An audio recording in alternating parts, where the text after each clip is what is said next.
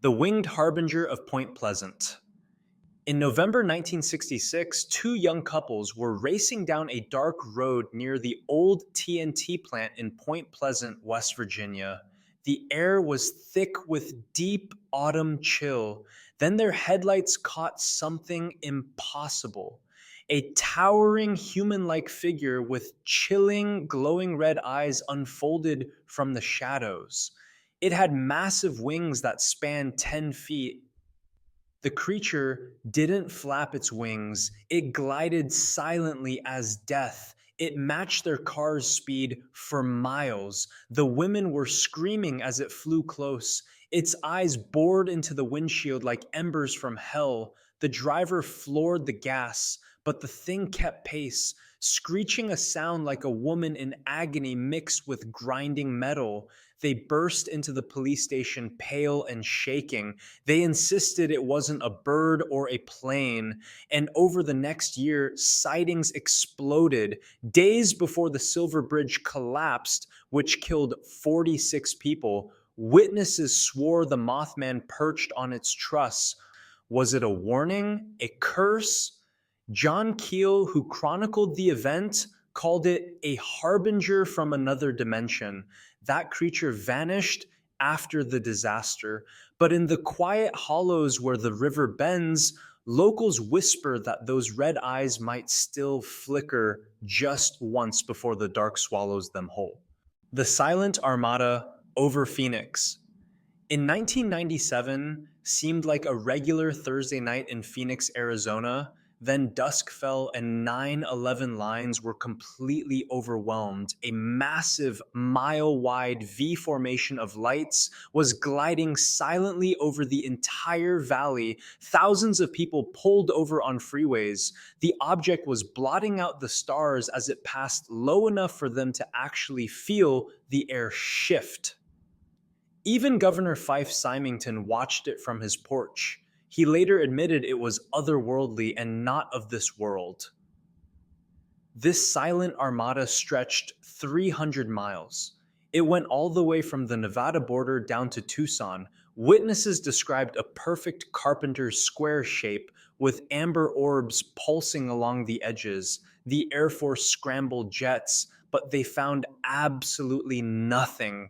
Their official explanation: flares dropped from a training run. Yet witnesses countered this immediately. No flares could match that staggering scale or that utter silence. They simply hovered, then vanished eastward.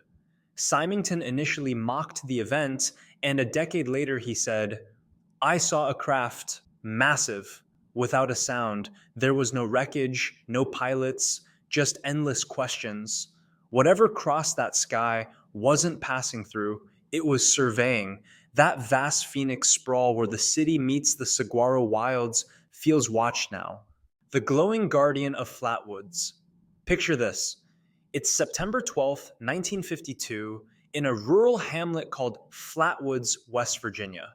A fiery streak slashed across the sky and crashes on a nearby hill. A group of 7 locals and National Guardsman Eugene Lemon trekked up to investigate. A pungent sulfur stench hit them first. It smelled intensely like rotten eggs. Then, amid pulsing red lights, a 10-foot specter rose up. It had an ace shaped head glowing orange and eyes like hot coals. It was housed within a skirt like base, hovering silently just above the ground. When it turned, it made a strange hissing noise, and its clawed arms moved awkwardly in the air. The family dog yelped and instantly fled. Lemon's flashlight beam trembled on its metallic sheen before the group broke and ran, hearts pounding with a primal fear. The Air Force's official investigation, Project Blue Book, concluded it was a meteor combined with an owl, but the locals swore no bird hissed vapor or towered like a man in armor. A nearby couple later reported their car stalling with the exact same sulfur reek and a glowing giant approaching. Was it an alien scout from a crashed craft? or maybe an escaped experimental drone, the woods whisper still in Flatwoods. If you linger there at dusk, that red pulse might flicker once, reminding you that sometimes, in the deepest country silence, visitors don't knock, they simply land. The Hooved horror of the Pine Barrens. In January 1909, a quiet fear escalated into a regional panic that swept across South Jersey. Mills shuttered, schools emptied, posies roamed with rifles. It all started when a stable hand glimpsed a creature that was absolutely impossible. A kangaroo body with huge bat wings, a horse's head with eyes like hot coals, and a forked tail. It was leaping fences in the moonlight. They called it the Leeds Devil. And there was over 1,000 sightings that week. It raided poultry and screeched over bridges. Police in Camden even shot at it, but the creature wheeled into the sky unharmed. Factories closed as workers refused night shifts, fearing its terrible howl. The lore says it was born of a curse in 1735. Mother Leeds' 13th child twisted mid birth into this abomination and fled to the bogs. Even historical figures like Commodore Stephen Decatur and Joseph Bonaparte cited it in the early 1800s. Skeptics naturally blamed mass hysteria. The Philadelphia Zoo offered a $10,000 bounty for its capture. Nobody ever claimed it. No body, no bones, just endless tracks that vanished into the sand. To this day, the sheer panic it caused suggests something deeply unsettling was happening. Wander those twisted pines today, and you'll wonder, is this simply a folklore? Or is there an ancient, cursed thing still patrolling the silence of the Jersey wilds? The striding shadow of Bluff Creek. On October 20th, 1967, in California's Six Rivers Forest, Roger Patterson and Bob Gimlin were riding along the muddy banks of Bluff Creek. Patterson carried a rented 16mm camera. Then, amid the ferns, a hulking female figure strode from the brush. It was 7 feet tall, covered in cinnamon fur. It turned its head to glare with unsettlingly human eyes before loping away on bowed legs. Gimlin froze. Patterson fumbled off his horse, but managed to capture 59 seconds of shaky, iconic film. The footage shows a fluid gait, anatomically impossible for any human in a suit. Muscles ripple under the pelt. Its footprint measured 15 inches long and was pressed deep into the clay. Scientist Grover Krantz declared the stride to be a genuine biological movement, noting its impossible 48-inch length for a person in a suit and its perfect primate-like arm swing. Skeptics cried hoax, yet every attempt to recreate the film has failed to match that fluid, massive motion. Gimlin swore on a polygraph, no costume could move like that. The film endures as a powerful piece of evidence. Trek those trails now, and the silence is profound. You hear a branch snap, a shadow shifts. The footage remains a constant, grainy truth that something powerful and unknown walked there. The Dancing Orbs of Marfa. In 1883, a cowhand in West Texas named Robert Reed Ellison chased what he thought were enemy campfires across Paisano Pass. When he arrived, he found only empty ground. No ashes, no tracks. By 1915, ranchers near Marfa gathered to watch the sky. Orbs danced fluidly, white-blue spheres splitting, merging, and chasing wagons before dissolving into the void. They made no sound. They gave off no heat. They were just an ethereal glow pulsing like a heartbeat in the immense darkness. World War II pilots tried to intercept them. One crashed while pursuing a fleet that vanished into the Chinati Peaks. From a viewing platform on US 90, they still hover miles off the road. They stretch, they break apart, and their movements defied physics. UT Dallas physicists blamed distant car headlights. But stories prior from the invention of cars completely mock that theory. The orbs ignore the wind, they split into pairs, almost mocking the observers below. Drive that lonely stretch at dusk and they call to you. They are not tricks of light, they are whispers from the basin's bones. And in Texas' vastness, some lights aren't lost, they're seeking. The shapeshifters of Skinwalker Mesa. A sense of dread and strangeness was etched onto Utah's Uinta Basin in 1994. The Sherman family claimed their ranch was a portal to pandemonium.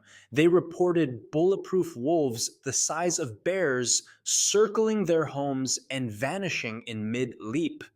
Terry Sherman fired point blank, the fur shed, but the beast just kept running. Then came the psychological horror. They found cows mutilated surgically. They heard voices that mimicked lost family members trying to lure children to the cliffs. The Shermans fled. A rich businessman, Robert Bigelow, bought the ranch and funded scientific probes. Scientists logged over 100 anomalies, bursts of gamma rays, magnetic spikes, and creepy hitchhiker entities that followed investigators home. The Pentagon's secret program even poured millions into studying the phenomenon there. Navajo lore warns of Yi Naldlushi, or skinwalkers. A current owner, Brandon Fugel, streams live footage showing shadows stretching wrong. He reported a wolf figure morphing into a humanoid shape on infrared. The ranch's barbed fences hum with electric energy. Venture the mesa at twilight and the shadows stretch wrong. Not just animals, but echoes of old dark packs. Some gates simply don't close. The tormenting echo of the bells. In 1817, a growing unease and fear settled on John Bell Sr.'s farm on Tennessee's Red River. It began with faint knocks that became aggressively furious. They rattled windows without any source. His daughter Betsy woke to bed-shaking fury. Then a voice materialized, girlish yet deep and rough. It was the Bell Witch. The entity called itself Kate Batts, claiming Bell had wronged her. The torment escalated to physical violence. Invisible slaps drew blood on Betsy's face. Prophecies were whispered in ears. Even General Andrew Jackson's wagon famously stalled at the farm gate. The witch voices mocked his troops until the wagon lurched free. The entity focused its malice on John Bell Sr. He suffered painful seizures, his tongue swollen by phantom pins, until he died in December 1820. A vial found in his cupboard blazed blue when tossed into the flames. This was not merely an imagined ghost, it was a vengeful, angry spirit. The cave below the farm still pulses cold. The memory lingers in Tennessee soil, suggesting that some grudges don't die with the person. The Serpent of Lake Champlain's depths. In July 1819, railroad workers in Vermont experienced something that left them completely frozen. One day, as they were working near St. Albans, they saw a massive 187-foot serpent come out the waters in Lake Champlain. It had a horse-like head thrashing above the surface, and its scales shined like oil in the sun. The Iroquois called it Gitaskog, the horned guardian. Samuel de Champlain had a log in his journal dated in 1609 that mentioned a 20-foot pike. And Connecticut State Representative Phineas Taylor Barnum once offered a $50,000 bounty for its capture in 1873. The most famous piece of evidence is the 1977 Sandra Mansi photo showing humps arcing near Colchester. Sonar sweeps have found 20-foot anomalies in the depths. A 1984 mass sighting drew 600 witnesses, and the descriptions were consistent: 25 to 100 feet long, 3 humps, a swan neck, and flippers paddling silent. The trail it left in the water was not like any normal animal. Its dives evade boats. Champ is now protected by law in both New York and Vermont. Paddle Bawaga Bay at dawn, and you may see unnatural ripples form, reminding you that maybe something ancient and strange is hidden deep in the depths of Lake Champlain. The Wandering Flame of Hornet. In 1881, miners digging near Hornet, Missouri saw a strange orange orb. They later named it Spook Light. It bobbed along the gravel roads. Sometimes it split into twins before merging again. It chased lanterns like a ghost light gone wild. It danced along Route 50, a stretch of rural roads that the locals called Devil's Promenade. People even fired shotguns at it, but the pellets passed right through and the light would swell bigger and angrier. The Army Corps of Engineers studied the strange light in 1946. Their official report simply stated, "Unknown origin." This light couldn't be car headlights because the road's layout doesn't allow for it, and people saw the light years before cars were even common. Scientists have suggested simple ideas like a glow from stressed rocks or swamp gas, but the light doesn't act like either. Wind doesn't blow it away, and rain doesn't put out its flame. And a video taken in 2016 caught the light pulsing, moving in ways no modern object can explain.